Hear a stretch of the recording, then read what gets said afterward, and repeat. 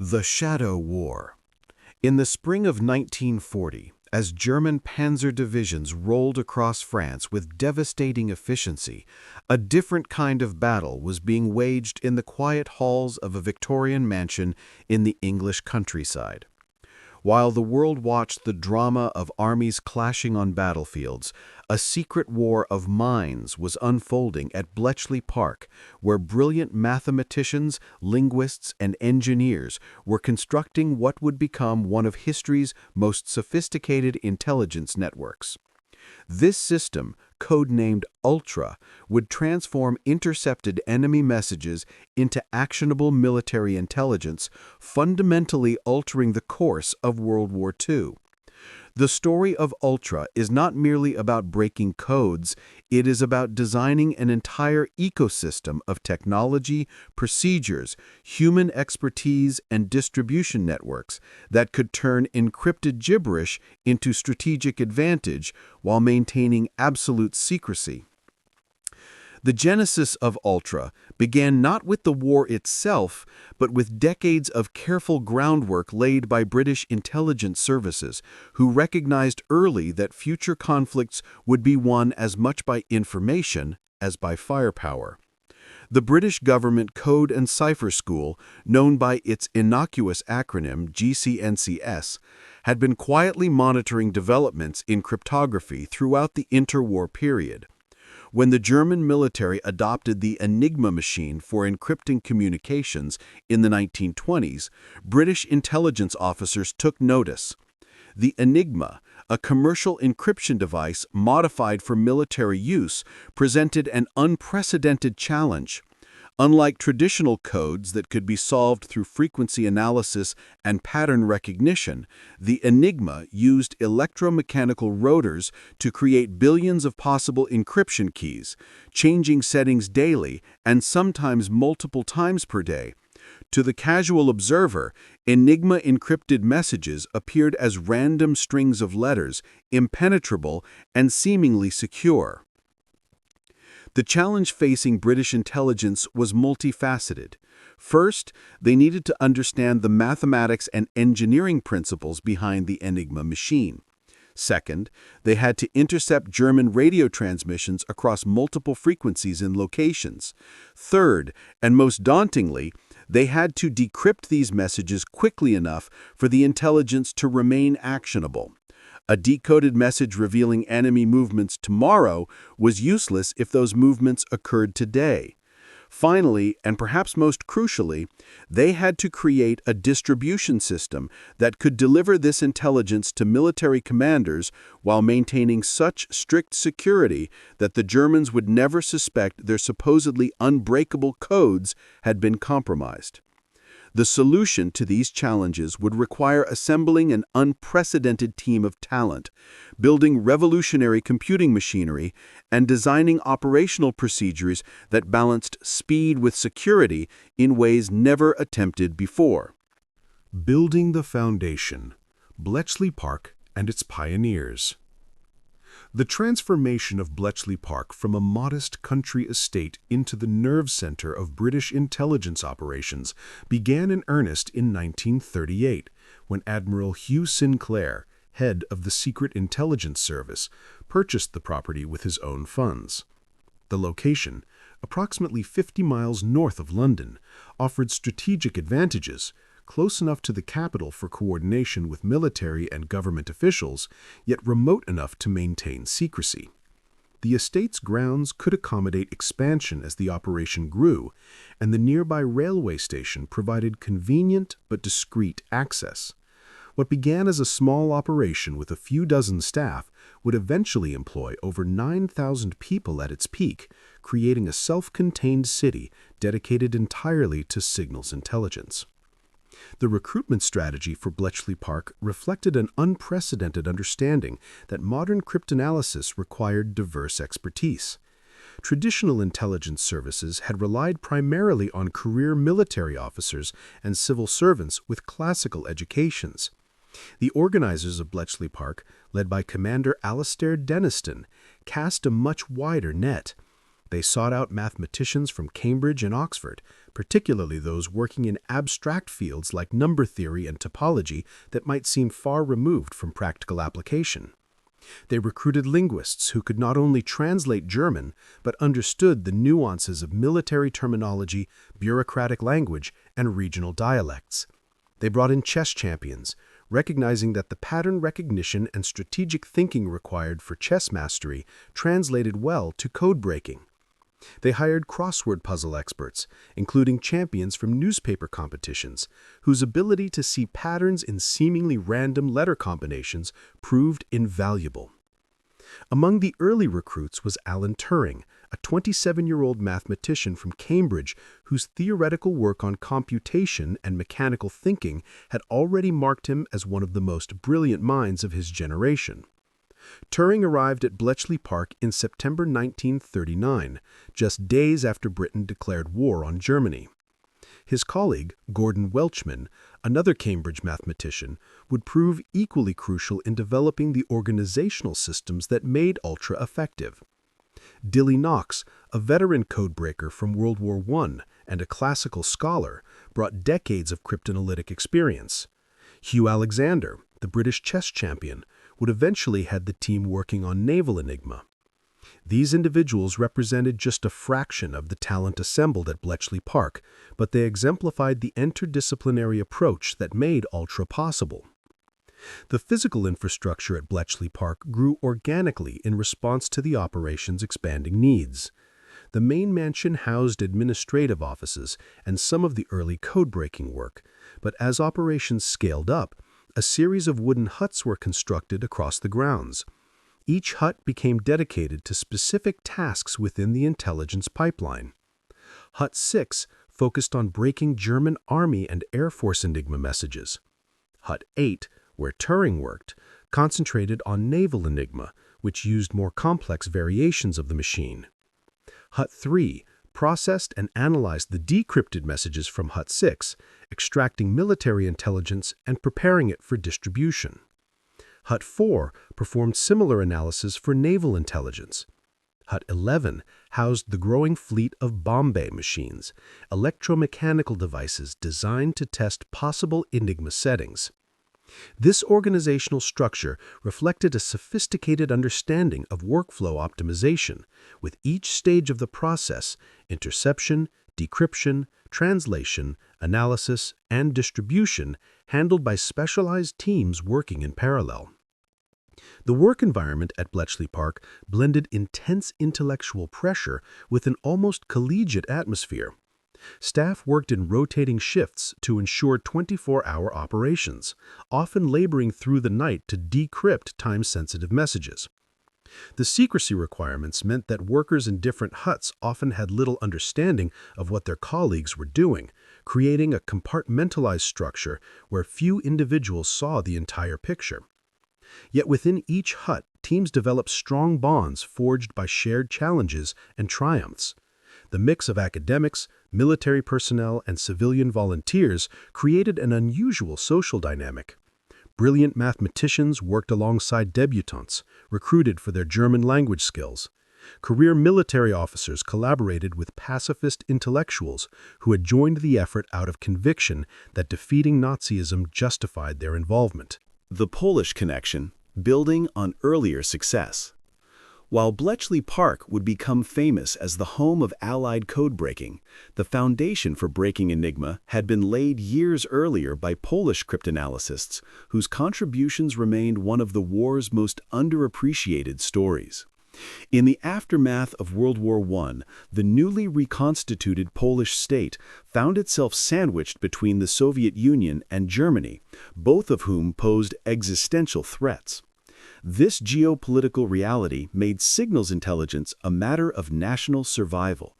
The Polish Cipher Bureau, established in 1919, recruited young mathematicians specifically trained in cryptography, a forward-thinking approach that predated similar efforts in Britain and France. When German military communications began using Enigma machines in the late 1920s, Polish intelligence made breaking these encryptions their highest priority. Three young mathematicians, Marian Rejewski, Jerzy Różycki and Henryk Zygalski were recruited from Poznan University specifically to work on the Enigma problem. These men brought a mathematical sophistication to cryptanalysis that transformed the field. Rather than approaching Enigma through linguistic analysis or pattern recognition, Rejewski treated it as a pure mathematics problem. He developed equations that described the permutations created by the Enigma's rotors and reflector, then worked backward to deduce the machine's internal wiring.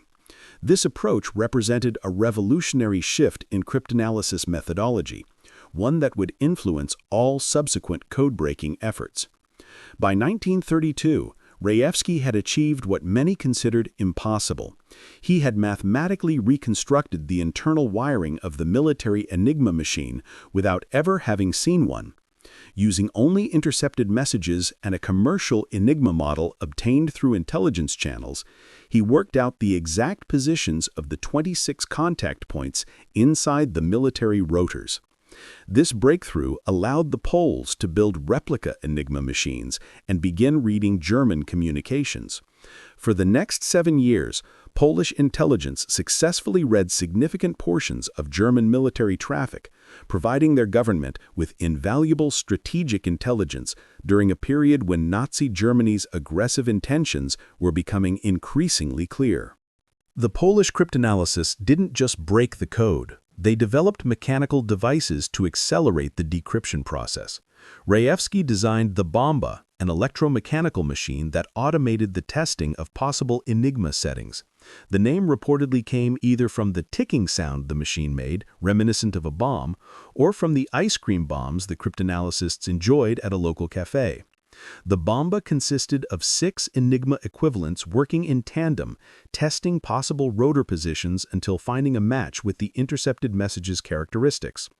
This automation was crucial because manually testing the thousands of possible daily settings was impractical. The Bombe demonstrated that mechanical computation could dramatically accelerate cryptanalysis, a principle that would become central to Bletchley Park's operations.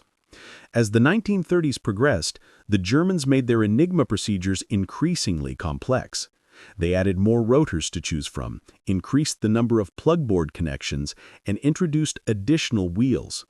By 1938, the volume of possible settings had grown so large that the Polish methods, while still theoretically sound, required more resources than Poland could provide. With war appearing imminent and the German threat growing more acute, the Polish Cipher Bureau made a momentous decision.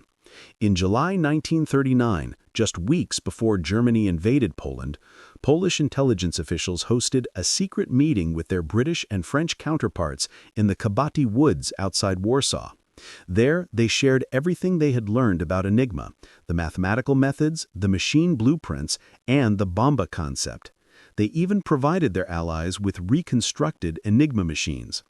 This transfer of knowledge was one of the most consequential intelligence-sharing events in history. The Polish gift gave British cryptanalysts years of head start, allowing them to avoid rediscovering mathematical principles that had taken Rejewski years to develop.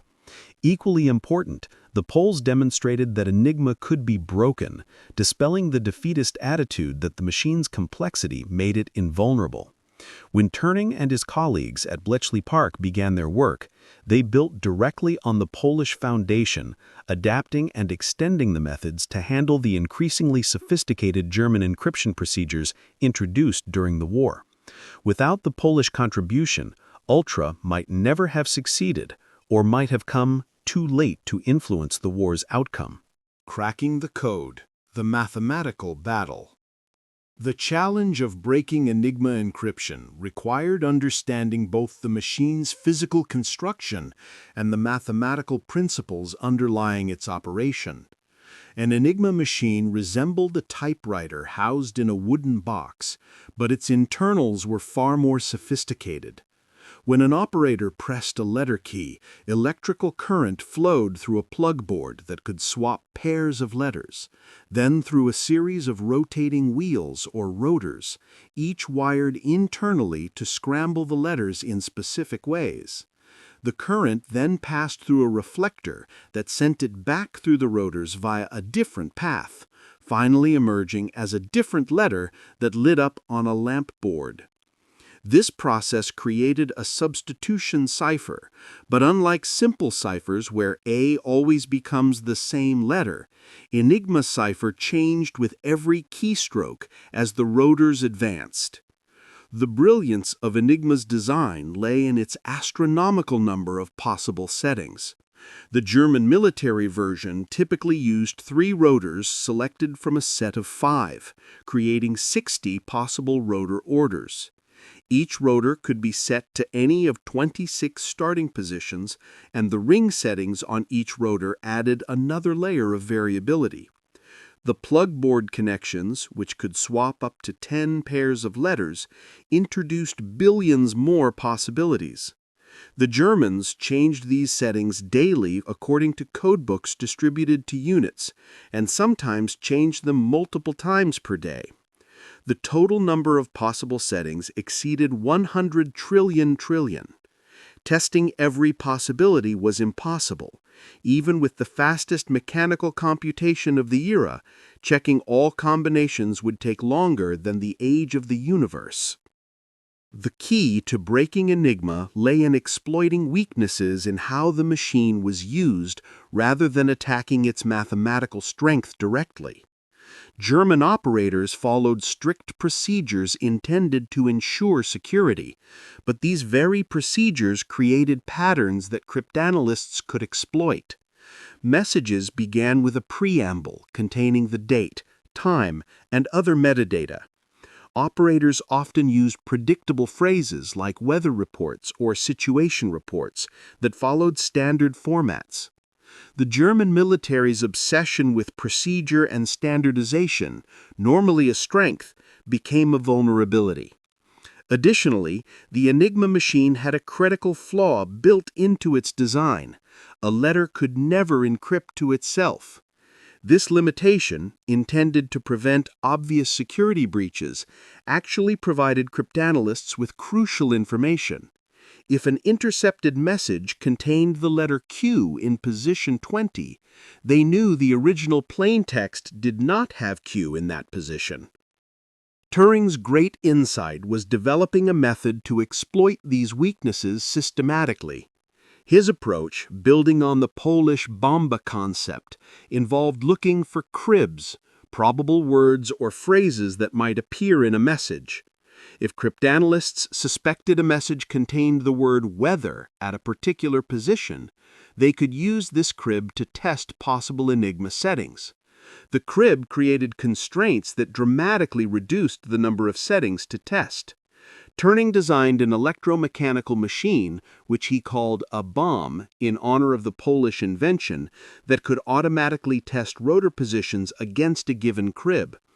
Unlike manual testing, which was impossibly slow, the Bombe could check thousands of positions per hour, making the search tractable. The British Bombe, significantly more sophisticated than its Polish predecessor, stood about 7 feet tall and consisted of multiple rotating drums arranged in rows. Each drum simulated an Enigma rotor, and the entire machine essentially tested many Enigma settings in parallel. When fed a crib and an intercepted message, the Bombe would mechanically work through rotor positions, using logical contradictions to eliminate impossible settings. When it found a setting consistent with the crib, it would stop, allowing operators to verify whether they had found the correct daily key. The first operational Bombe, named Victory, began work at Bletchley Park in March 1940. By the war's end, over 200 bombes were operating across several locations, processing messages around the clock. However, the bombes could only work if cryptanalysts had good cribs. Finding these required a combination of traffic analysis, educated guessing, and sometimes extraordinary luck. The team in Hut 6, led by Gordon Welchman, developed sophisticated techniques for identifying probable cribs. They studied German military procedure manuals to understand message formats. They looked for messages sent at predictable times, like morning weather reports or situation reports. The German military's obsession with procedure and standardization, normally a strength, became a vulnerability. Additionally, the Enigma machine had a critical flaw built into its design. A letter could never encrypt to itself. This limitation, intended to prevent obvious security breaches, actually provided cryptanalysts with crucial information. If an intercepted message contained the letter Q in position 20, they knew the original plain text did not have Q in that position. Naval Enigma presented even greater challenges. The German Navy, recognizing the critical importance of secure communications for submarine warfare, used more sophisticated Enigma variants.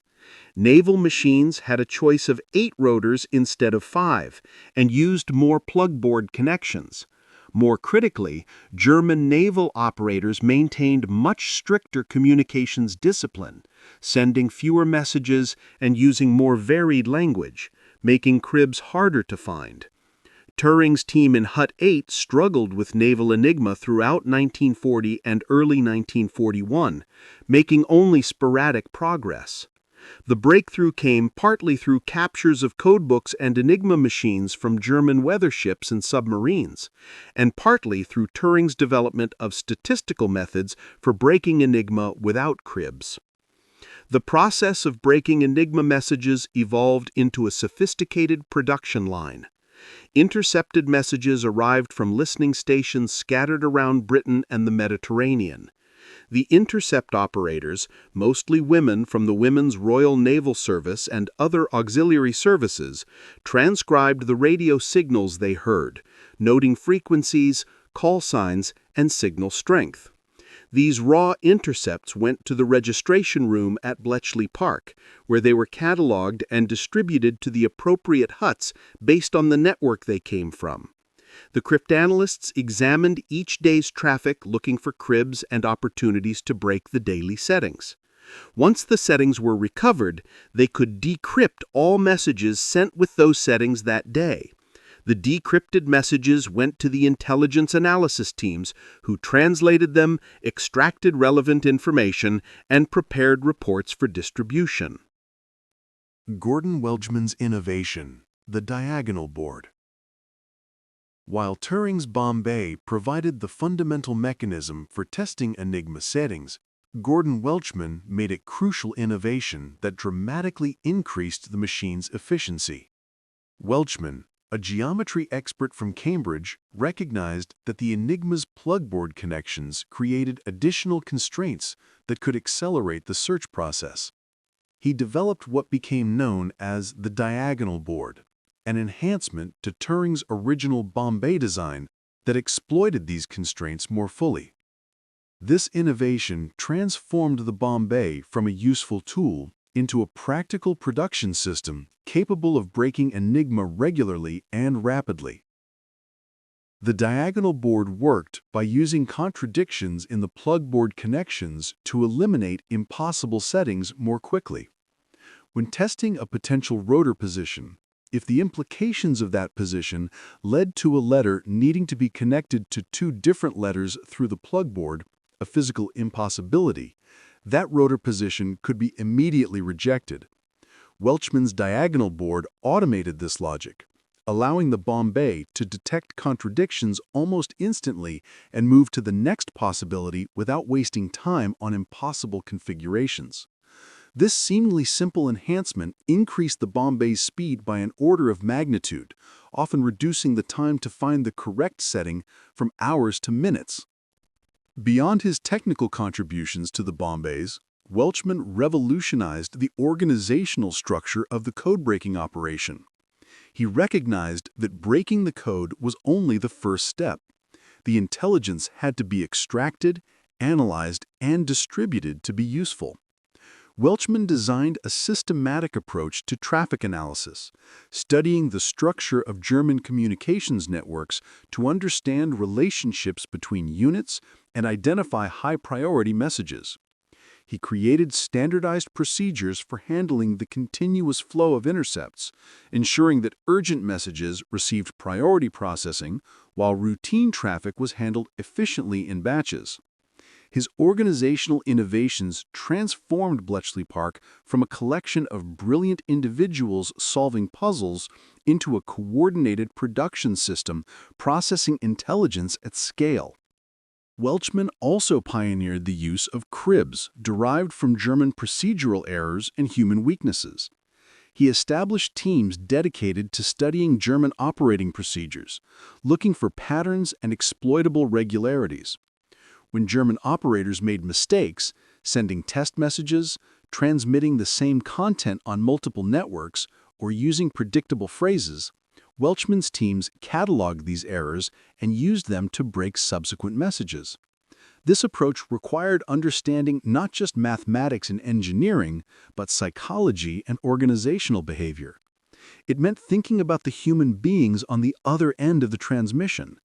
Tired operators working long shifts, following rigid protocols, occasionally cutting corners to save time. The introduction of Welchman's enhanced Bombes in 1940 marked a turning point in the battle against Enigma. Before the diagonal board, breaking the daily Enigma settings was possible, but often took too long for the intelligence to be actionable. After Welchman's enhancement, Bletchley Park could routinely break Army and Air Force Enigma within hours of receiving the day's first messages. This speed transformed Ultra from an occasional source of insight into a reliable intelligence stream.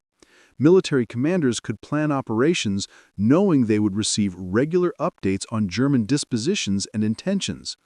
The consistency and reliability of Ultra intelligence became as important as its accuracy, allowing it to be integrated into strategic planning in ways that sporadic intelligence never could. The intelligence pipeline, from interception to action. Breaking the codes was only part of the challenge. The intelligence had to reach commanders who could act on it without revealing its source. The distribution system for ultra-intelligence became as sophisticated and crucial as the code breaking itself. The British developed elaborate procedures to protect the secret that Enigma had been broken. Recognizing that this knowledge was so valuable, it might be worth losing battles to preserve it. If the Germans suspected their communications were compromised, they would change their procedures or adopt new encryption systems, potentially ending the intelligence advantage. Every aspect of ultra-distribution was designed with security as the paramount concern. The intelligence pipeline began with the network of listening stations, known as WWII stations, scattered around Britain and later established in other theaters of war. These facilities were staffed by intercept operators who spent long shifts listening to German radio traffic, transcribing the encrypted messages they heard. The work required intense concentration and developed its own expertise. Experienced operators could recognize individual German radio operators by their fist, the distinctive rhythm and style with which they sent Morse code.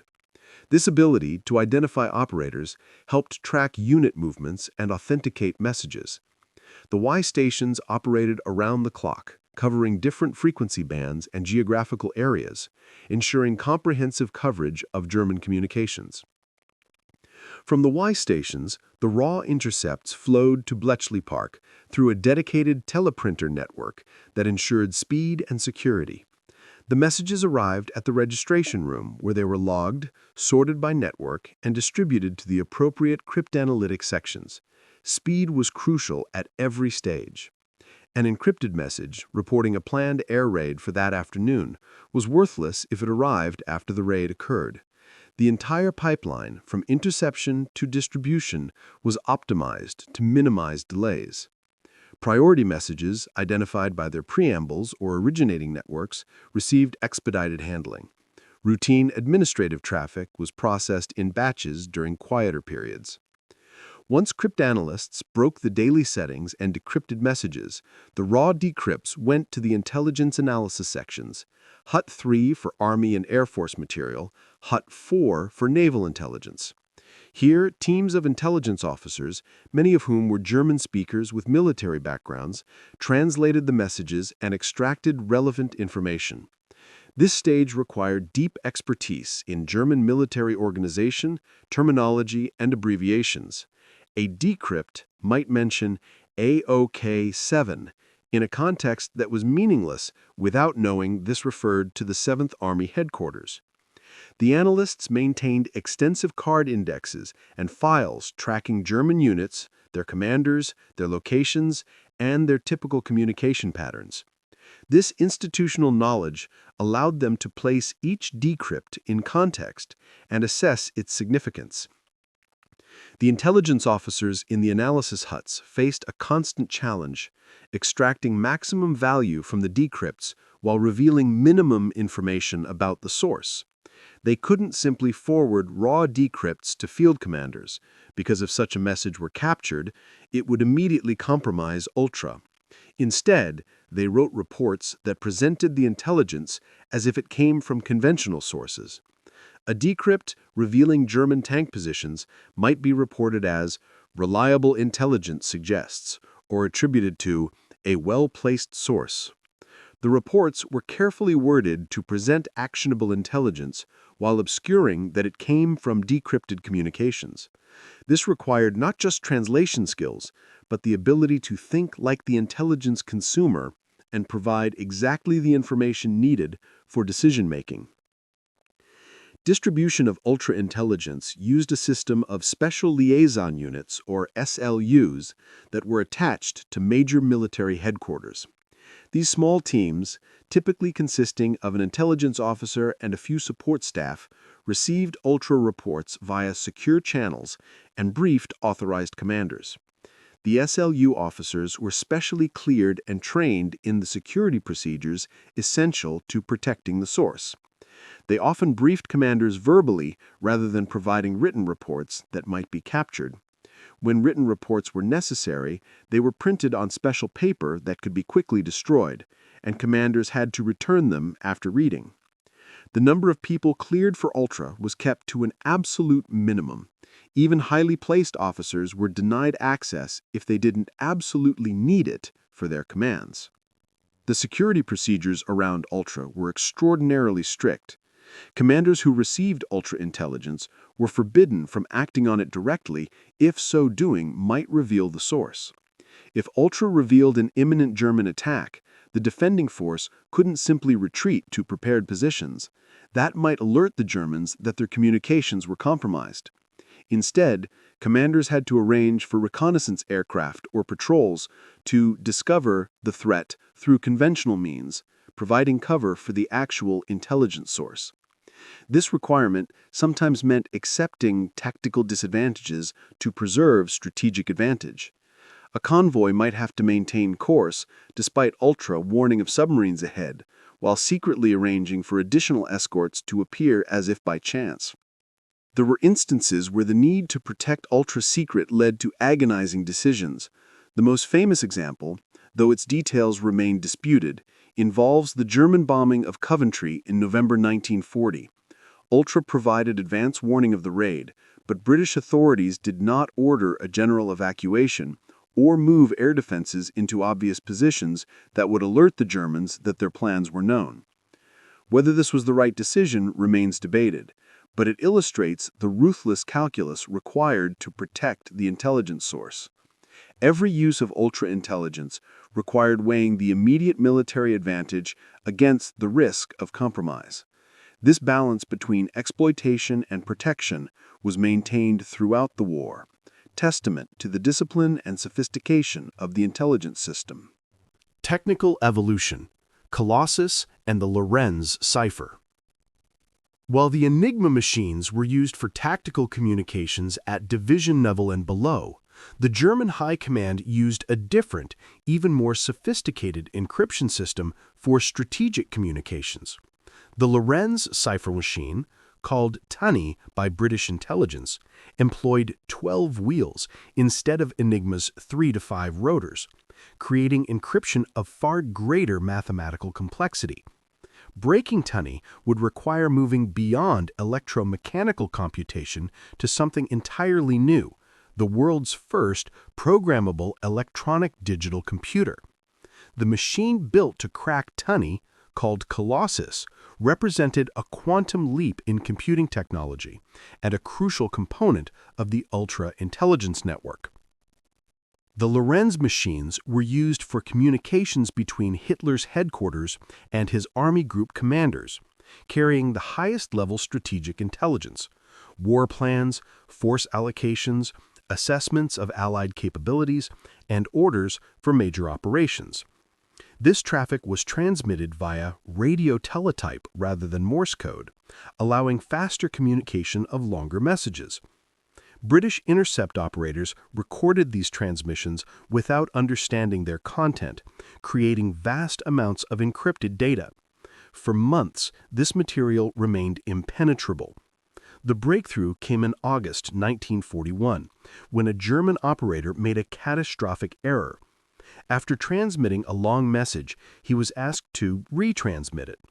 Rather than resetting his machine properly, he used the same key setting for both transmissions, but introduced slight variations in the actual message text. This gave cryptanalyst John Tiltman two messages encrypted with the same key but slightly different content, a codebreaker's dream. Tiltman, one of Bletchley Park's most experienced cryptanalysts, recognized the opportunity immediately. By analyzing the differences between the two transmissions, he could deduce information about both the encryption key and the message content. Working through thousands of characters by hand, Tiltman achieved what seemed impossible. He extracted both the plain text and significant information about how the Lorenz machine operated. This provided the foundation for understanding Turing, but actually breaking subsequent messages would require determining the wheel patterns and settings for each intercept. The mathematics involved were far more complex than Enigma, and mechanical computation was too slow to be practical. William Tutt, a chemistry graduate working at Bletchley Park, took on the challenge of reverse engineering the Lorenz machine from Tiltman's insights. Working purely from the mathematical properties of the encryption, without ever seeing the actual German machine, Tutt deduced the logical structure of the device. He determined that it used 12 wheels divided into two groups, working in combination to generate a key stream that was added to the plain text. He figured out the principles by which the wheels advanced, creating patterns of stupendous complexity. Tutt's achievement stands as one of the greatest intellectual feats in the history of cryptanalysis, comparable to Rejewski's original breaking of Enigma. His work provided the theoretical foundation for attacking Turing, but converting theory into practice required new technology. Max Neumann, a Cambridge mathematician who had been Turing's teacher, recognized that breaking Turing messages would require automated analysis of vast amounts of data at electronic speeds. Working with engineer Tommy Flowers from the Post Office Research Station, Neumann designed a machine that could perform the necessary calculations electronically rather than mechanically. Flowers was skeptical at first. The design required thousands of vacuum tubes, which were considered unreliable. Conventional wisdom held that a machine with so many tubes would spend more time broken than working. But Flowers had experience with telephone exchanges using vacuum tubes and believed that if tubes were kept continuously powered and properly cooled, they could be reliable. Working against official skepticism and with minimal resources, Flowers and his team at the Post Office Research Station built the first Colossus in just 10 months. The machine, completed in December 1943, was unlike anything the world had seen. It used 1,500 vacuum tubes, processed 5,000 characters per second, and could be programmed using plug boards and switches to perform different types of cryptanalytic operations. The input came from paper tape containing the intercepted message, which was formed into a continuous loop and read repeatedly at high speed by photoelectric readers. Colossus didn't break the Turing cipher automatically. Operators had to set up test conditions based on cryptanalytic theory, but it could test these conditions at electronic speed, trying thousands of wheel position combinations in minutes rather than the weeks required for manual analysis. The success of the first Colossus led to demands for more machines. Flowers built an improved Colossus Mark II, which was faster and more flexible, incorporating more vacuum tubes and parallel processing capabilities. This machine was completed just days before D-Day and immediately pressed into service. By the war's end, 10 Colossus computers were operating at Bletchley Park, providing high-level strategic intelligence about German intentions and capabilities. The intelligence from tiny decrypts, which came to be known separately as ultra-intelligence but from a different source than Enigma, proved invaluable during the final years of the war, revealing German perceptions of Allied strength, their strategic priorities, and their responses to Allied operations. Colossus represented a landmark in computing history.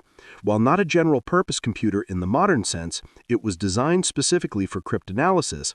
It demonstrated the feasibility of large-scale electronic digital computation. The machine incorporated many concepts that would become fundamental to computer science: binary processing, electronic logic gates, programmability, and parallel processing. After the war, when the story of Bletchley Park remained classified, Colossus's contributions to computing history were unknown. The machines were destroyed on Churchill's orders to maintain secrecy, and the engineers who built them were forbidden from discussing their work. Only decades later, when Ultra was declassified, did the world learn that programmable electronic computing had emerged not from university laboratories, but from the urgent demands of wartime code breaking. Global expansion. Ultra, beyond Bletchley Park. As the war expanded geographically, the ultra-intelligence network had to expand with it. The concentration of all code breaking at Bletchley Park was practical for European operations, but as the war spread to North Africa, the Mediterranean, the Atlantic, and eventually the Pacific, a centralized system faced limitations. Time delays in transmitting intercepts to England, processing them, and sending the intelligence back to theaters of operation could render time-sensitive intelligence useless. The solution was to create satellite code-breaking stations that could handle tactical intelligence locally while maintaining connection with Bletchley Park for coordination and support with strategic intelligence. The first major outstation was established in North Africa to support operations against Rommel's Afrika Korps. In early 1941, British forces were battling the Germans and Italians across Libya and Egypt, fighting in an environment where supply lines and movement patterns were crucial to success. Intelligence about fuel shipments, troop dispositions, and planned attacks could be decisive in the fluid, mobile warfare of the desert. A forward code-breaking station was established in Cairo, equipped with bombs and staffed by personnel trained at Bletchley Park. This station could decrypt tactical Enigma messages locally, providing intelligence to commanders within hours rather than the days required for processing through England. The Mediterranean operations revealed the value of localized ultra-intelligence. When German and Italian convoys attempted to supply their forces in North Africa, Ultra often revealed the timing and routes of these shipments. British naval and air forces could position themselves to intersect the convoys, though always with cover stories to protect the intelligence source. Reconnaissance aircraft would be sent to discover the convoys before attacking. The effectiveness of these operations became so pronounced that German commanders suspected intelligence leaks, but their investigations focused on human spies and compromised codes, never suspecting that Enigma itself had been broken. The success rate against Axis supply lines contributed significantly to eventual Allied victory in North Africa. As operations shifted to Italy and then into Western Europe, the Ultra network expanded further. Mobile listening stations followed advancing armies, intercepting German tactical communications at the front. These intercepts were radioed back to Bletchley Park or processed at forward stations, depending on urgency. The special liaison units attached to army groups ensured that commanders received timely intelligence. The system had to balance speed against security, particularly as Allied forces advanced into Germany and the risk of captured documents increased. The procedures developed during earlier operations, verbal briefings, returnable documents, cover stories, became even more critical as the front lines moved closer to German territory. The Atlantic battle against German U-boats showcased Ultra's value in naval warfare. Breaking German naval Enigma allowed British intelligence to track submarine positions, understand their patrol patterns, and often reroute convoys away from danger. The Operational Intelligence Center in London maintained a large plot tracking all known U-boat positions based on Ultra and other intelligence sources. This information guided convoy routing decisions that saved thousands of lives and millions of tons of shipping. The battle had periods of blackout, when changes to German naval procedures temporarily blinded Ultra, and these periods saw immediate increases in shipping losses, demonstrating Ultra's impact. When cryptanalytic breakthroughs restored reading capability, losses decreased correspondingly. The Pacific theater presented unique challenges for Ultra. The Americans had their own sophisticated signals intelligence operation, having broken Japanese naval codes through parallel efforts at Pearl Harbor and later at stations throughout the Pacific. Anglo-American cooperation in signals intelligence became crucial, with information sharing about techniques and intelligence becoming standard practice despite occasional tensions about security procedures. The British established code-breaking facilities in India and Ceylon to handle Japanese communications in Southeast Asia while coordinating with American operations in the Pacific. This truly global intelligence network represented unprecedented cooperation in one of the most sensitive areas of military operations. The coordination between British and American signals intelligence operations required careful diplomacy and trust building. The Americans had developed their own methods for breaking Japanese codes, using different approaches and technology than the British. Initial meetings between British and American cryptanalysts involved mutual suspicion, each side worried about revealing secrets to the other. However, the shared enemy and clear mutual benefit led to increasingly close cooperation. Technical missions were exchanged, with British experts visiting American facilities and vice versa. This cooperation laid groundwork for the intelligence-sharing relationships that continue between the two countries to this day. The human element, life and work at Bletchley Park. Behind the machinery and mathematics of Ultra stood thousands of individuals whose contributions were essential to the system's success. While the brilliant cryptanalysts like Turing and Welchman received post-war recognition, the operation depended equally on many others whose work was repetitive, demanding, and often tedious, yet crucial to the intelligence pipeline. Understanding the human dimension of Ultra reveals how organizational culture, morale, and personnel management contributed to sustaining a complex operation under intense pressure for 6 years. The majority of Bletchley Park staff were women, recruited from various backgrounds to fill roles that ranged from clerical to highly technical. Many came from the Women's Royal Naval Service, the Women's Auxiliary Air Force, or civilian volunteer organizations. Some operated the bombes, work that required technical aptitude and concentration as they monitored the machines for stops, changed settings according to menus prepared by cryptanalysts, and recorded results.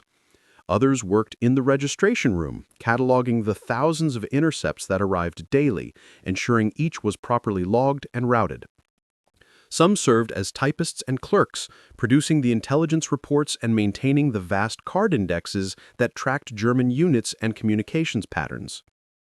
The bomb operators developed particular expertise in their machines. Each bomb had its quirks and personality, requiring operators to understand not just the procedures but the machine's behavior. They learned to recognize unusual sounds that indicated mechanical problems, to diagnose which drum or connection might be failing, and to perform minor repairs to keep the machines running. The work was physically demanding. The bomb rooms were hot from the machinery and loud from the rotating drums. Operators worked 8-hour shifts, often through the night, maintaining focus despite fatigue because they understood that delays in processing could cost lives.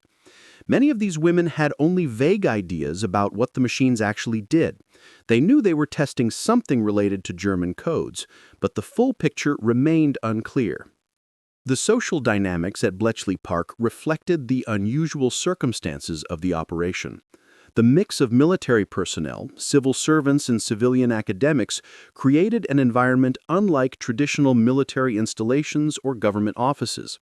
Rank and formal hierarchy mattered less than expertise and contribution. A young Cambridge mathematician might lead a team that included senior military officers. A civilian secretary who developed expertise in German military terminology might brief commanders on intelligence assessments. This meritocratic culture, while sometimes causing friction with traditionally minded military personnel, fostered innovation and allowed talent to flourish regardless of conventional credentials. The living conditions at and around Bletchley Park varied considerably. Some staff lived in the nearby town of Bletchley in billets arranged with local families. Others lived in purpose-built hostels on the grounds or in requisitioned country houses nearby. The accommodations ranged from comfortable to quite Spartan, and the food, constrained by wartime rationing, was often uninspiring. Yet the shared sense of purpose and the intellectual stimulation of the work created strong esprit de corps. Staff organized theatrical productions, musical performances, and sports activities during off-hours. A chess club attracted enthusiastic participation, as did debating societies and study groups. These activities provided essential stress relief and helped build the community bonds that sustained morale through long periods of intense pressure. The secrecy requirements created peculiar social situations. Workers in different huts often had no idea what their colleagues were doing, even when living together or socializing. Conversations had to carefully avoid work topics, creating an understood convention where people didn't ask questions about each other's duties. This compartmentalization was essential for security, but sometimes felt isolating. Someone might achieve a brilliant breakthrough in their hut, making a contribution they knew was significant, but couldn't discuss it with anyone outside their immediate team. The satisfaction had to come from the work itself and the knowledge that it mattered, not from external recognition or even acknowledgement from most of their peers. The recruitment of staff revealed the class dynamics and social assumptions of wartime Britain. Many of the women recruited for clerical roles came from middle-class backgrounds, selected partly because they were deemed socially reliable and unlikely to gossip. The debutantes recruited for German-language work came from wealthy families with social connections. This class-based recruitment strategy reflected the security concerns of the time, the assumption being that people from good families could be trusted with secrets. Yet the work environment at Bletchley Park also broke down some class barriers. The shared mission and the recognition that everyone's contribution mattered created a degree of social mixing unusual for the era.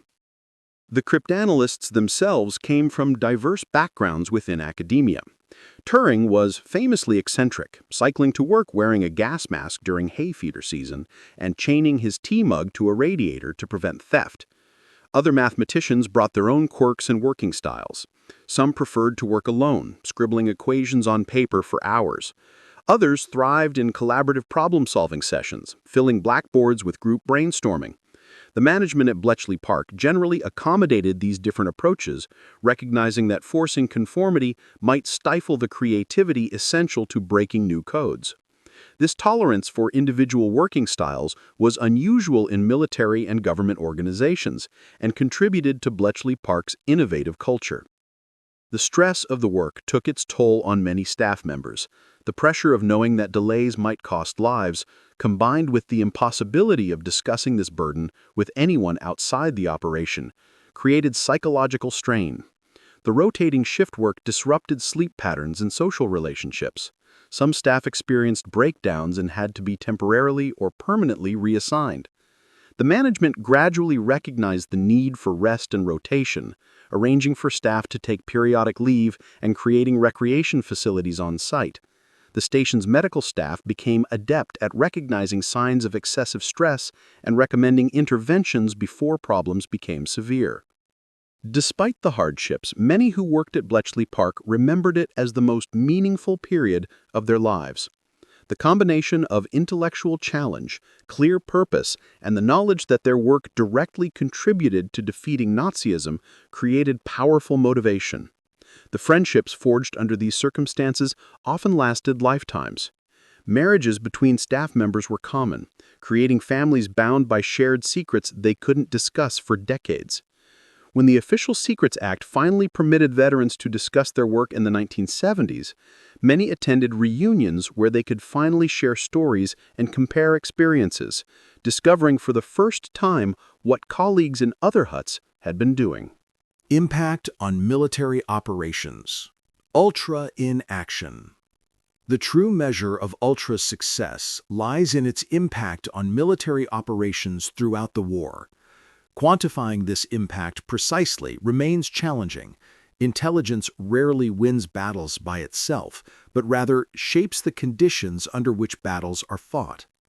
Ultra provided Allied commanders with an advantage in virtually every theater of the war, though its influence varied depending on how effectively commanders used the intelligence and how successfully they disguised their knowledge to protect the source. Several operations demonstrate Ultra's decisive contributions. The Battle of the Atlantic represented perhaps Ultra's most critical contribution. Britain's survival depended on merchant convoys crossing the Atlantic, bringing food, fuel, and war materials from North America. U-boats, operating in wolf packs coordinated by radio, threatened to sever this lifeline. Breaking German naval Enigma allowed the Operational Intelligence Center to track U-boat positions and direct convoys away from concentrations of submarines. The impact was dramatic and measurable. During periods when naval Enigma was being read, convoy losses decreased significantly. When changes to German procedures temporarily blinded Ultra, losses immediately spiked. The successful rerouting of convoys away from U-boat patrol lines saved hundreds of ships and tens of thousands of lives. The intelligence advantage went beyond simply avoiding U-boats. Ultra revealed German submarine production rates, allowing planners to assess whether anti-submarine warfare was winning or losing the overall battle. It provided details of U-boat refueling rendezvous, allowing Allied forces to ambush the supply submarines that extended patrol durations. It revealed when and where new submarines were being deployed, helping allocate anti-submarine resources efficiently. Most importantly, it maintained enough pressure on the U-boats to keep them from completely interdicting the Atlantic supply lines during the critical period when Allied forces were building up for the invasion of Europe. In North Africa, Ultra intelligence about Rommel's supply situation proved crucial. The Africa Corps operated at the end of a long and vulnerable supply line across the Mediterranean. Ultra revealed when fuel tankers and ammunition ships were sailing from Italy, allowing British naval and air forces to intercept them. It also provided information about the stockpile levels at Rommel's forward bases, allowing British commanders to understand when the Africa Corps was vulnerable due to fuel or ammunition shortages. During critical battles like El Alamein, Montgomery had detailed knowledge of German force dispositions, allowing him to concentrate force against weak points and avoid German strong points. While Montgomery would have won eventually through superior resources, Ultra accelerated victory and reduced Allied casualties. The invasion of Sicily and Italy benefited enormously from Ultra intelligence about German defensive preparations. Allied planners knew which sectors were strongly defended and which were weakly held, allowing them to select landing beaches with minimal defenses. They understood the disposition and readiness of German reserve divisions, helping them plan for the counterattacks that would follow the landings. In Italy, as the campaign ground forward through difficult mountain terrain, Ultra repeatedly provided information about German defensive positions, supply difficulties, and planned withdrawals, allowing Allied commanders to exploit German weaknesses and avoid costly frontal assaults against prepared positions. The most significant single contribution of Ultra was probably to the success of D-Day and the subsequent campaign in Northwest Europe. The deception operation that convinced the Germans the main invasion would come at Pas de Calais rather than Normandy was monitored through Ultra. British intelligence could read German assessments of Allied intentions and capabilities, allowing them to reinforce the deception where it was working and adjust where German intelligence was getting too close to the truth. When the invasion finally came, Ultra revealed that the deception had succeeded brilliantly. German high command continued to believe for weeks that Normandy was a feint and the main attack was yet to come at Calais. This belief kept German armored reserves away from the invasion beaches during the critical first days. After the breakout from Normandy, Ultra provided continuous intelligence on German dispositions as Allied armies raced across France. It revealed when German forces were in disarray, allowing aggressive pursuit. It identified where Germans were trying to establish defensive lines, allowing Allied forces to concentrate against weak sectors before defenses were fully prepared. It provided early warning of the German counteroffensive in the Ardennes in December 1944, the Battle of the Bulge, though the intelligence was ambiguous enough that Allied commanders didn't fully appreciate the scale of the coming attack. Even so, Ultra helped Allied forces respond more quickly than they could have without intelligence about German objectives and the location of reserves being committed to the offensive. The air war over Europe was another area where Ultra proved invaluable. German Air Force communications were among the easiest to break because of poor operational security and predictable message formats. Ultra revealed fighter squadron locations, allowing Allied bomber planners to route raids to avoid concentrations of interceptors or to deliberately engage German fighters when conditions favored Allied aircraft. It provided information about Luftwaffe fuel shortages, helping explain the declining German fighter response to Allied raids. It revealed the development and deployment of new German aircraft and weapons, including the V-1 and V-2 rockets, allowing countermeasures to be prepared and production facilities to be targeted. Not every military operation benefited equally from Ultra. Sometimes the intelligence was ambiguous or incomplete. Sometimes commanders didn't trust it, preferring conventional reconnaissance or their own judgment. Sometimes operational circumstances prevented acting on intelligence without unacceptably risking the source. The intelligence was also not infallible. German commanders sometimes changed plans without sending radio messages or sent misleading messages as deception. Ultra was most effective when integrated with other intelligence sources, aerial reconnaissance, prisoner interrogations, agents' reports, providing confirmation and context that increased confidence in the information. Security challenges and close calls. Maintaining the secrecy of Ultra throughout the war required constant vigilance and occasionally accepting painful operational decisions to protect the source. The Germans never discovered that Enigma and Lorenz had been systematically broken, but there were several close calls where careless use of intelligence or unlucky circumstances nearly exposed the secret. Each incident reinforced the importance of security procedures and led to refinements in how ultra-intelligence was distributed and used. The success in protecting the secret for the entire war remains one of the most remarkable security achievements in intelligence history. One of the earliest scares came in 1941, when several German messages expressed concern about security of their codes. German cryptanalytic services, themselves highly sophisticated, routinely analyzed their own systems for vulnerabilities. They conducted tests where they encrypted known texts and tried to break them, and they monitored for any patterns in Allied operations that might suggest intelligence compromise. On several occasions, German intelligence officers noted that Allied forces seemed unusually well informed about German plans. However, these suspicions never focused on Enigma itself. The German investigations typically concluded that security problems lay elsewhere: captured documents, agent networks, or traffic analysis that revealed unit locations through radio patterns without breaking the actual messages.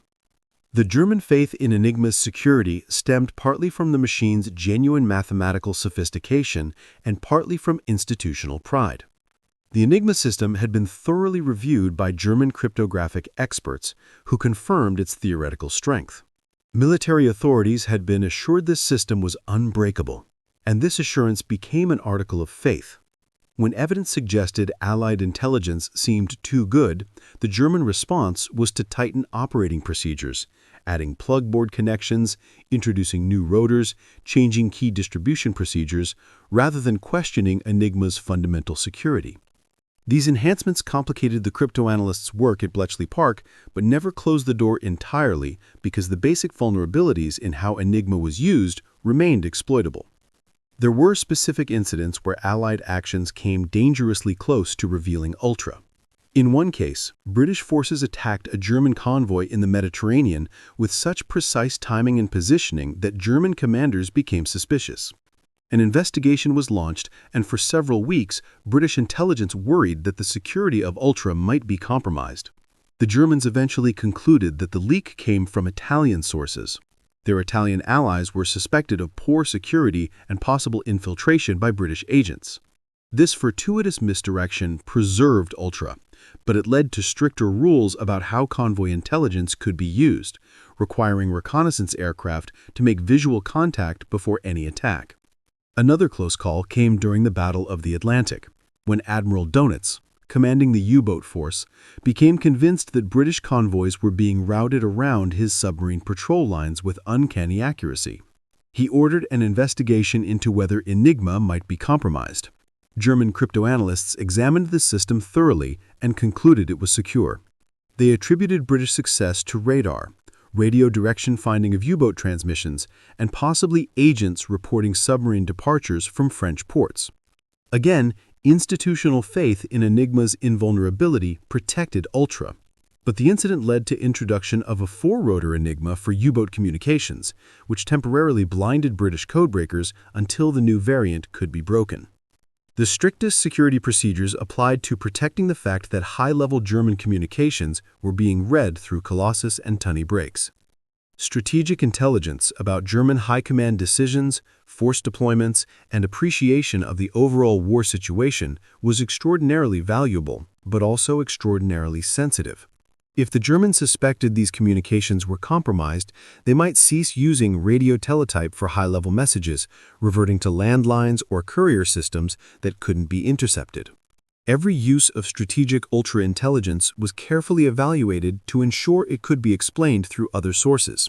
Often, strategic ultra-intelligence was used not for immediate tactical advantage, but to inform long-term planning and to verify intelligence from other sources. The cover stories developed to protect Ultra became increasingly sophisticated as the war progressed. Allied intelligence created fictional spy networks to explain their knowledge of German activities. They staged elaborate deceptions where reconnaissance missions would be flown specifically to provide cover for ultra-intelligence, even when the information had already been obtained through decrypts. They sometimes allowed smaller operations to fail or proceed without warning when providing that warning would risk revealing Ultra. These difficult decisions balanced immediate tactical concerns against the strategic value of maintaining the intelligence source throughout the war. The compartmentalization of knowledge about Ultra extended even within the intelligence services. Many intelligence officers working with conventional sources had no knowledge that communications were being decrypted. They received reports attributed to unspecified reliable sources and used them in their analysis without knowing the true origin. This compartmentalization was frustrating for analysts who couldn't understand why certain intelligence was trusted so completely, while other reports were dismissed. But it was essential for security. The circle of people who knew the full truth about Ultra remained remarkably small throughout the war, perhaps only a few hundred individuals out of millions involved in the Allied war effort. One of the most carefully guarded secrets within the secret was the existence of Colossus and the breaking of Tunney. Even people cleared for ultra-intelligence from Enigma sources generally didn't know about the higher-level strategic intelligence from Lorenz decrypts.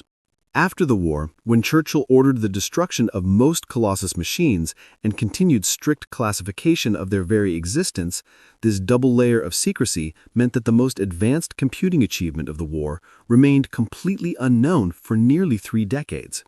The few engineers and operators who had worked with Colossus were bound by the Official Secrets Act and forbidden from mentioning the machines even existed, much less describing their capabilities or contributions. The American Partnership and Global Intelligence Sharing. The alliance between British and American signals intelligence organizations became one of the most consequential partnerships of World War II and established patterns of cooperation that continue to the present day. The relationship began with British skepticism about American security practices and American resentment of British secrecy, but evolved into genuine collaboration that multiplied the effectiveness of both nations' intelligence efforts. The story of this partnership reveals how intelligence sharing between allies, never easy even when facing a common enemy, can overcome institutional barriers when mutual benefit is clear and trust is carefully built. American cryptanalytic efforts had their own distinguished history. U.S. Army and Navy code-breaking units had achieved significant successes against Japanese codes before Pearl Harbor, though bureaucratic failures prevented this intelligence from providing adequate warning of the attack. After America entered the war, the U.S. Signals Intelligence Service, later reorganized as the Army Security Agency, and the Navy's OP-20G expanded rapidly, recruiting mathematicians and linguists and building their own computing machinery. American approaches to cryptanalysis sometimes differed from British methods, and there was initial reluctance on both sides to share secrets that each nation considered among its most valuable assets. The breakthrough in Anglo-American intelligence cooperation came in 1941, even before Pearl Harbor brought America into the war. Churchill recognized that eventual American involvement was likely and that sharing intelligence would help convince American leaders of the war's urgency. A small British delegation traveled to Washington carrying documents describing British cryptanalytic achievements, including information about Enigma. The Americans, in turn, shared information about their work on Japanese codes, including the breakthrough against the Japanese diplomatic cipher called Purple. This exchange established a foundation of mutual benefit. Neither side was simply receiving without giving, which helped overcome institutional resistance to sharing secrets. After Pearl Harbor, cooperation intensified. American cryptanalysts were invited to visit Bletchley Park, and British experts traveled to American facilities. These exchanges allowed both sides to learn from each other's techniques and technology. The Americans were particularly interested in the bombe technology and British methods for exploiting German operational procedures. The British were impressed by American industrial capacity and the resources being devoted to signals intelligence. Teams of American cryptanalysts were stationed at Bletchley Park, working alongside British colleagues and bringing fresh perspectives to long-standing problems. British liaison officers served at American facilities, helping coordinate efforts against both German and Japanese targets. The division of labor that emerged reflected each nation's geographical position and strategic focus. Britain concentrated on European and Atlantic theaters, with extensive networks of listening stations around Europe and the Mediterranean. American facilities focused primarily on the Pacific theater, with stations throughout the Pacific and Asia. However, there was significant overlap and mutual support. British stations in India and Ceylon intercepted Japanese traffic and shared it with Americans. American stations picked up German U-boat transmissions in the Atlantic and forwarded them to Britain. This global network of intercept stations ensured comprehensive coverage of enemy communications across all theaters. The sharing of actual intelligence product was sometimes more difficult than sharing technical knowledge. Both nations maintained control over distribution of intelligence derived from their own code-breaking efforts, and there were occasional tensions when one side wanted access to intelligence the other considered too sensitive to share. Questions arose about who should see what intelligence and under what restrictions. The British worried that American security procedures were less rigorous and that wider distribution increased risk of compromise. Americans resented implications that they couldn't be trusted with intelligence while being expected to share their own breakthroughs freely. These tensions were managed through constant communication, agreed protocols, and recognition that the common enemy took precedence over national pride. One area of particularly close cooperation was in developing advanced computing technology for cryptanalysis. The British shared information about Colossus and the principles behind it, while the Americans were developing their own sophisticated machines for attacking Japanese codes. Engineers from both nations exchanged visits and technical information, accelerating development on both sides. After the war, this cooperation would continue as both nations recognized that the intelligence partnership had been too valuable to discard simply because the immediate threat had ended.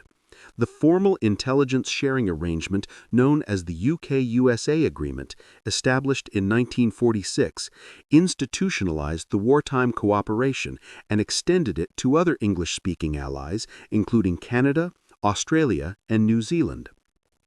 The intelligence cooperation extended beyond just British and American agencies. The Poles, French, and other exile governments contributed cryptanalytic expertise and maintained their own signals intelligence capabilities, working alongside the British. The Poles continued their cryptanalytic work after their government relocated to Britain, contributing to Enigma work and helping train additional codebreakers.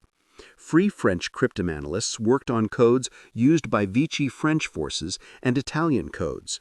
This multinational effort, coordinated through Bletchley Park, created an allied intelligence community that gave the Western Allies significant advantages over the Axis powers, whose intelligence cooperation was far more limited and plagued by mutual suspicion. The Enigma legacy: post-war computing and intelligence. The technologies and methods developed for Ultra had profound impacts extending far beyond the war itself. The computing machinery created to break codes, particularly Colossus, represented crucial steps toward modern digital computers. The organizational methods for managing complex information processing operations influenced post-war approaches to large-scale data handling. The intelligence sharing relationships established during the war became institutionalized and continue to shape international intelligence cooperation. Yet for decades, these influences remained hidden because the ultra-secret was so tightly held that even its existence remained classified until the mid-1970s. The immediate post-war period saw the deliberate suppression of Ultra's legacy. Churchill, recognizing that signals intelligence remained crucial for Britain's post-war security interests, ordered the destruction of most Colossus machines and continued strict classification of all Ultra-related material. The rationale was straightforward. Many nations continued using Enigma and similar cipher machines after the war, unaware they had been broken. Britain's Government Communications Headquarters, successor to the wartime code-breaking organization, continued reading the communications of countries using these supposedly secure systems. Revealing that Enigma had been broken would alert these nations to change their cryptographic systems, ending a valuable intelligence source. This secrecy had significant consequences for the history of computing. When the first publicly acknowledged electronic digital computers were developed in the late 1940s, notably ENIAC in America and Manchester Baby in Britain, their creators were hailed as pioneers of a new technology. In reality, Colossus had predated these machines by several years and incorporated many principles that supposedly originated in the later computers. Tommy Flowers and his team, forbidden from discussing their work, could not claim priority for their innovations. The development of British computing in the post-war period was shaped by engineers who had worked on Colossus, but this influence remained invisible because they couldn't explain where their expertise came from. Alan Turing's post-war career was similarly affected by the secrecy. After the war, Turing worked on computer design at the National Physical Laboratory and later at Manchester University, making fundamental contributions to computer science and artificial intelligence. His theoretical work on computable numbers and the concept of the universal computing machine became foundational texts in computer science. Yet when Turing discussed these ideas, he couldn't reference his practical experience building and programming the logical machines of Bletchley Park. The connection between his wartime work and his post-war theoretical contributions remained hidden, even though his wartime experience with practical computing clearly influenced his thinking about what machines could and should do. The official histories of World War II, published in the immediate post-war decades, contained no mention of Ultra. Accounts of battles and campaigns attributed Allied successes to superior resources, better strategy, or good fortune, without acknowledging the intelligence advantage that often made the crucial difference. Generals wrote memoirs describing their decisions without being able to mention the intelligence that informed those decisions. This created a skewed historical record that undervalued intelligence and overemphasized other factors. When Ultra was finally revealed in the 1970s, it required significant rewriting of the war's history, as historians suddenly had to account for this hidden factor that had influenced so many events. The declassification of Ultra began gradually in the 1970s, starting with the British government's release of Group Captain Frederick Winterbotham's book, The Ultra Secret, in 1974. This was followed by official histories and the gradual opening of wartime files. The revelations astonished both historians and the public. Veterans who had worked at Bletchley Park could finally discuss their experiences after 3 decades of silence. The world learned about Turing's contributions, about Colossus, about the vast network of intercept stations and codebreakers, and about how intelligence had shaped the war's course.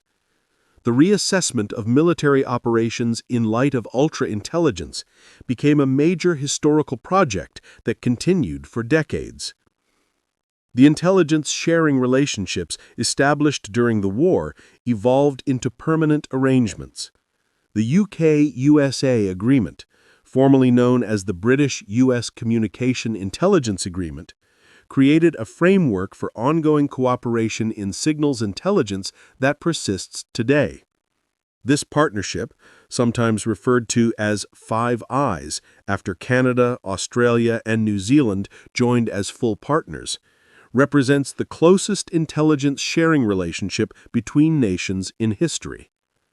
The global network of listening stations established during the war became permanent, adapting to new technologies and targets, but maintaining the principle that signals intelligence requires global coverage and international cooperation.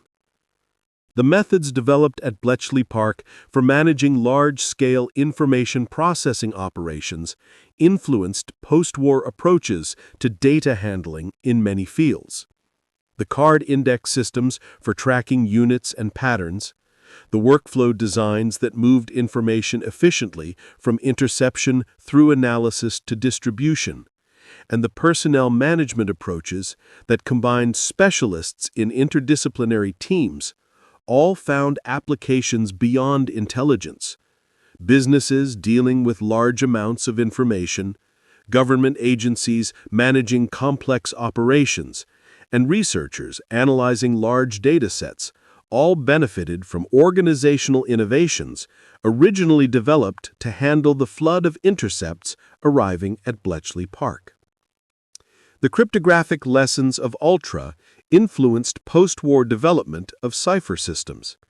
The weaknesses in Enigma, the inability for letters to encrypt to themselves, the predictable message formats, the routine phrases that provided cribs, became cautionary examples in designing new systems. Modern encryption systems incorporate protections against the types of attacks that broke Enigma, although the fundamental tension between security and usability remains. The one-time pad, theoretically unbreakable but practically difficult to implement, represented one direction. Asymmetric key cryptography, developed in the 1970s, offered another solution. The field of modern cryptography, both in creating secure systems and in attempting to break them, builds directly on foundations laid during the Ultra era. Lessons and limitations.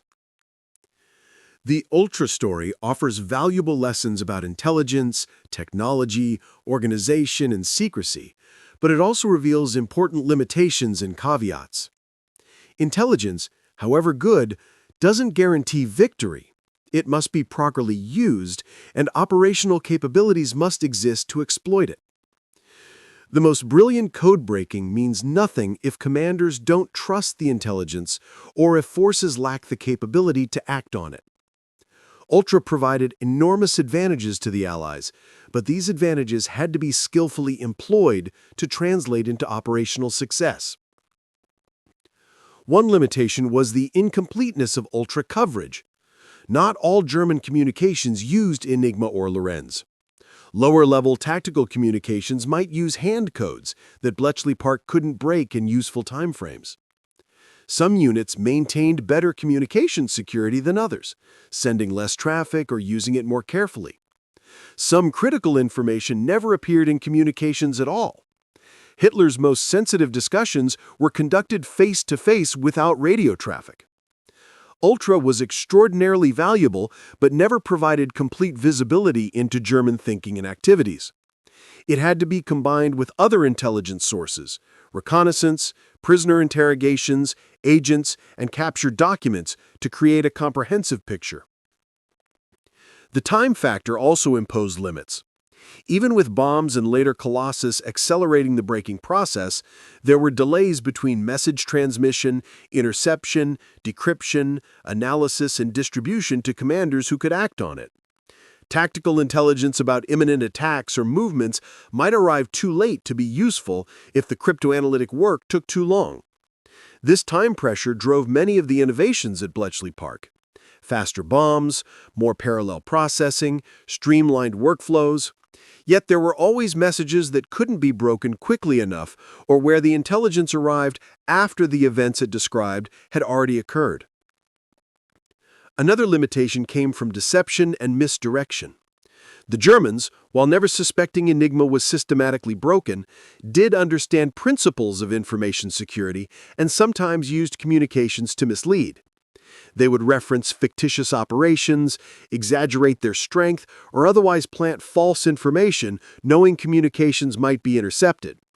Allied intelligence analysts had to assess whether information from Ultra was genuine or deliberate deception, which required understanding German operations and intentions from multiple sources. The Germans' own successful deceptions, such as hiding the development of jet aircraft longer than their communications patterns suggested they should have been able to, demonstrated that Ultra didn't eliminate the fog of war entirely. The security requirements that protected Ultra also limited its utility. Commanders who couldn't be cleared for Ultra had to operate without its benefits, even when that intelligence would have been valuable. Operations had to be planned with cover stories, even when this complicated execution. Sometimes the restrictions meant intelligence couldn't be used at all, if doing so would risk the source. These constraints were necessary and ultimately worthwhile. The strategic value of maintaining Ultra throughout the war far exceeded any tactical advantages from using it more freely. But they represented real costs that reduced the intelligence's immediate impact. The Ultra success also created risks for post-war intelligence work. The dramatic success of wartime code breaking created expectations that signals intelligence could provide similar advantages in peacetime, leading to perhaps excessive reliance on technical intelligence collection at the expense of human intelligence and other sources. The vast resources devoted to signals intelligence in the Cold War and beyond reflect partly the lesson of Ultra that breaking enemy communications provides decisive advantage. Yet adversaries who studied the Ultra revelations learned lessons too, leading to more sophisticated encryption and communication security that made Cold War code breaking far more difficult than breaking Enigma had become by 1944. The human costs of maintaining secrecy deserve acknowledgement. Thousands of people carried the burden of secrets they couldn't share for decades. They couldn't explain to families what they had done during the war or receive public recognition for contributions they knew were significant. Some, like Alan Turing, endured persecution after the war while unable to point to their wartime service in their defense. The Official Secrets Act bound them to silence, even as historians and filmmakers told distorted versions of events they had participated in. Only in the 1970s and 1980s, as classification gradually lifted, could these veterans finally discuss their experiences. Many had already died, carrying their secrets to the grave, never receiving acknowledgement they deserved. Conclusion: The Shadow's Legacy.